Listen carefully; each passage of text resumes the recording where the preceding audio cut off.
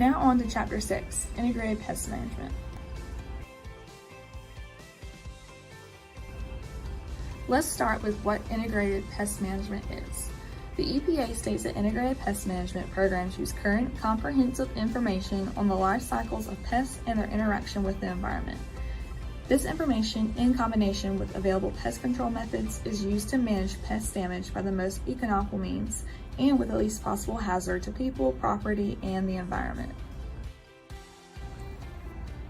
So what are our scouts looking for? Most of the time when you hear the word pest, you associate it with insects.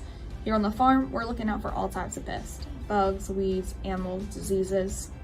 Our scouts are one of the main assets of following our integrated pest management program.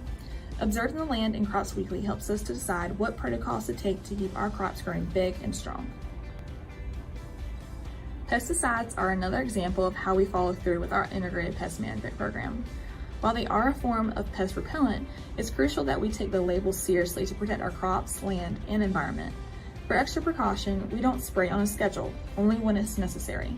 This also helps to prevent pests from growing to resist the pesticides over time. As I'm sure you can assume, there are varieties of every crop. Some are more or less resistant to certain pests. Part of our job is to know the growing environment in which we plant. That way we are selecting varieties that are tolerant and have the best opportunity for healthy growing. Wash pads are another way that we follow through with IPM.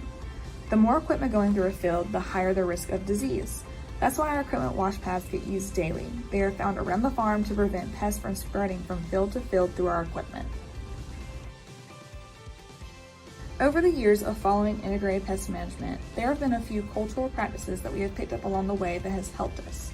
Our farmers limit overhead irrigation to early mornings so that way the water has time to evaporate instead of sitting, lessening the chance of disease. We also cultivate weekly to break out weeds and reduce chemical usage. And lastly, we plan every season thoroughly, from seed choice to crop placement to equipment usage. Stay tuned for Chapter 7 of Where Fresh Happens.